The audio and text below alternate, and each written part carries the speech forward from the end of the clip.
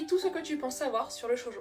Si pour toi cette catégorie se résume à des fleurs dans le vent, des déclarations d'amour timides sous les cerisiers, tu passes à côté d'un pan entier de la culture manga. Aujourd'hui, on casse les clichés sur le shoujo. C'est bien plus que de la romance, c'est le maître absolu de la psychologie. Moi c'est Léa et je vous aide à décoder ce qui se cache réellement derrière vos mangas préférés. Étymologiquement, shoujo signifie jeune fille. Ça cible les adolescentes. Mais attention, contrairement au shonen qui mise souvent sur l'action extérieure et la progression physique, le shoujo, lui, se concentre sur l'introspection. Ici, ce qui compte, c'est ce que le personnage ressent à l'intérieur. C'est une cible où la narration est souvent plus fine, plus sensible, et où la relation humaine se décortique avec une précision chirurgicale. Et non, le shoujo ce n'est pas un genre de romance, c'est une cible qui accueille tous les genres littéraires. On y trouve du Magica Girl avec Sailor Moon, de l'identité de genre avec La Rose et Versailles, de l'aventure épique avec Yona, du thriller politique avec Banana Fish, ou même de l'horreur psychologique. Ce qui fait qu'un manga et un shoujo, ce sont aussi ces codes graphiques qui ont révolutionné la mise en page.